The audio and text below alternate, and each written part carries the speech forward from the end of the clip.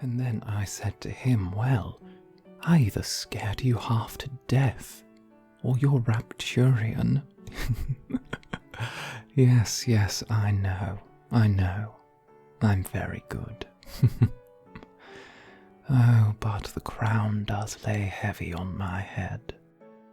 The responsibility I feel towards each and every one of my subjects is what drives me to be a better man, better than the day before. Of course, some of my detractors might call me gauche for staging a party right before the memorial of our fair city's last ruler, my beloved spouse. Our time together was so brief, but it was so meaningful to me. In fact, it's thanks to them I'm where I am now. Oh, but you must excuse me. My drink is empty. And there appears to be a new conquest at the bar. Until later, gentlemen.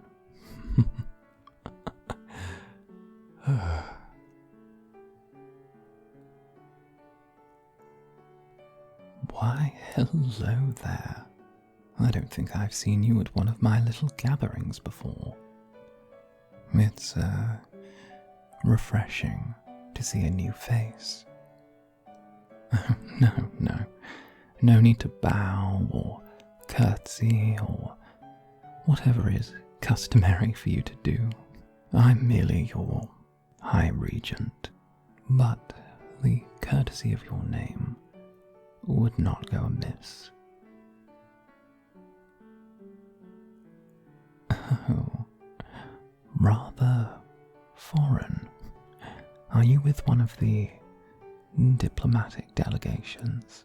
No, you couldn't be.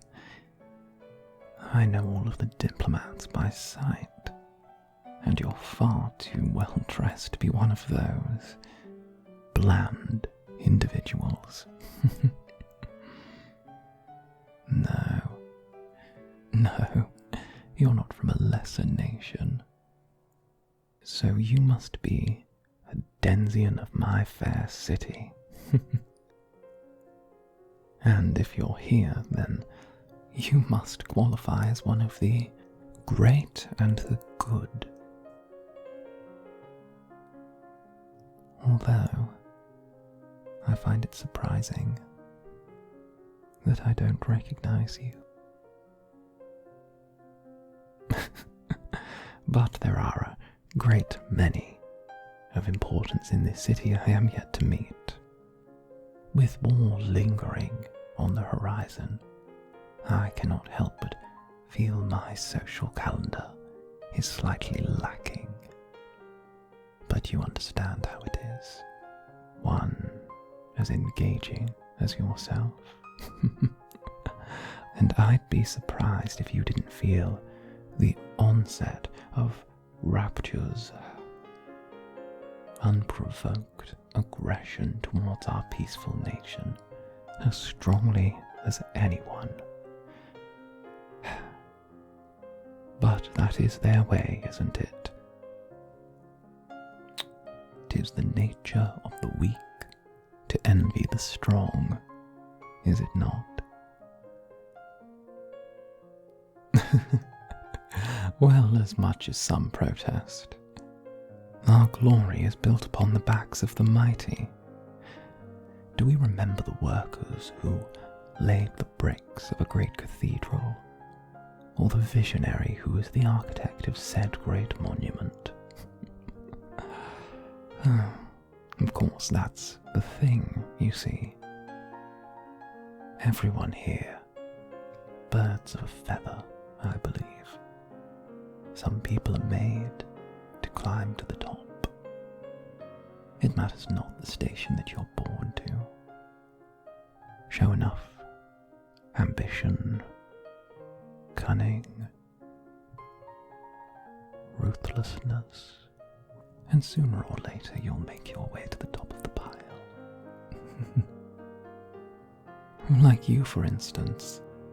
You wear the fine clothes well enough, mix with polite company well, but there's still a certain sense of the gutter about you.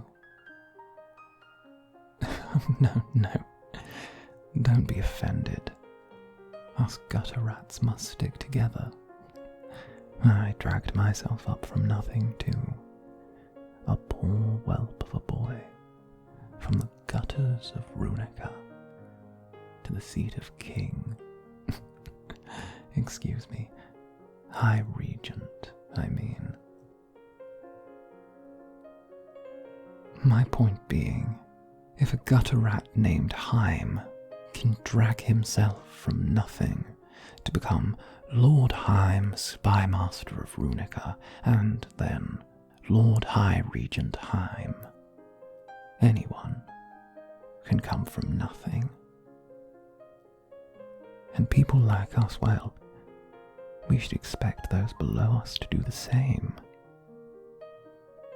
And after all, that's what I've stood to embody in my reign.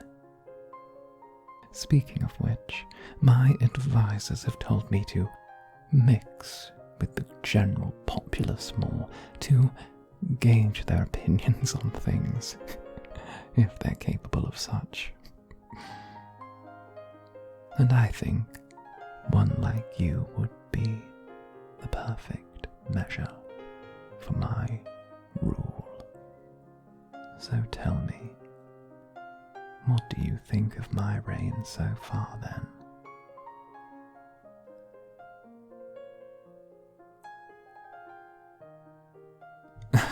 Yes, many do share a similar sentiment. But I think an age of metal, subterfuge, productivity, it far outweighs the peaceful politicking of my predecessor. Of course, my beloved could do a great many things, you see. But poor choices were made in regard to national policy. I can only think that the illness that presented itself on our honeymoon was causing lapses in their judgment far before we knew of its presence. And so, in the name of our dearly departed ruler, my dearly departed spouse, I struggle to rebuild for the time we have lost. Running a kingdom is so lonely without one to share my side. I still look for one that is just right. Someone who doesn't ask questions, who understands that love and obedience are one and the same. Of course, I take comfort in the work I perform, for the good of my people and nation, of course.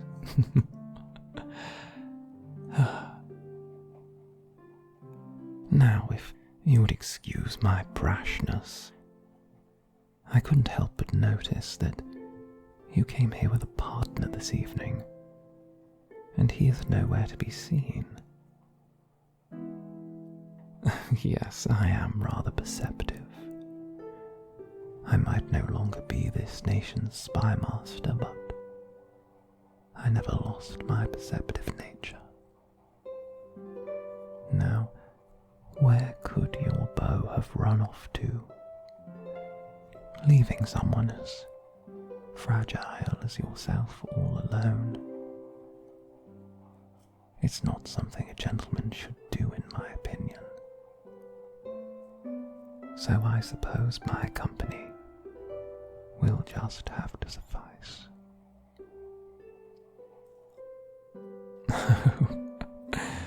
I see. Why would you want my company indeed? I suppose being High Regent of a nation doesn't impress you. Then I shall be to the point. You interest me greatly. Now tell me, why is that?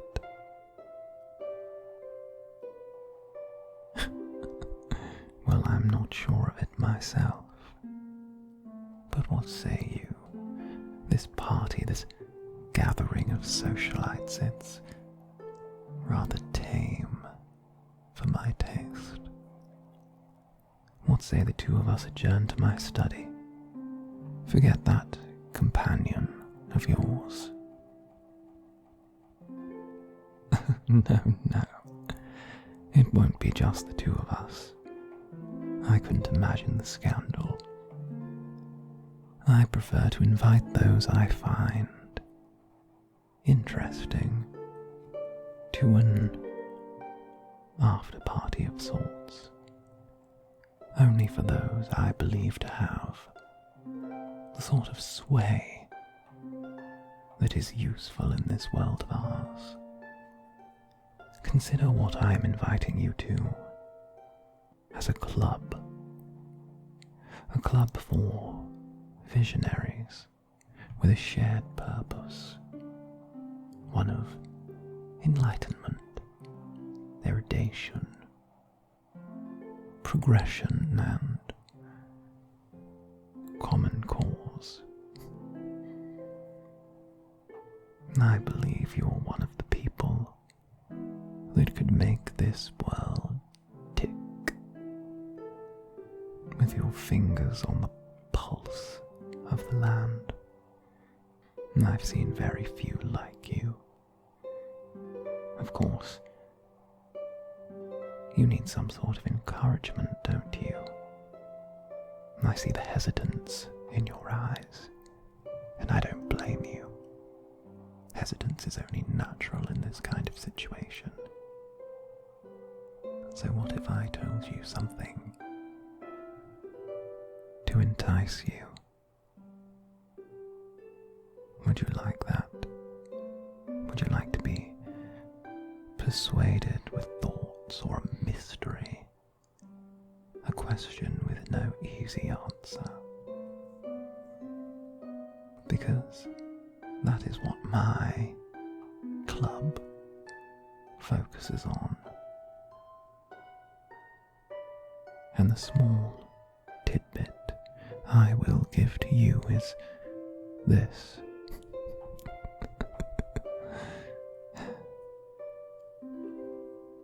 Perhaps it's the wine talking, but what if I told you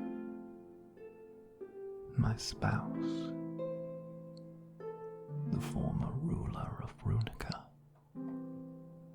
they are still alive?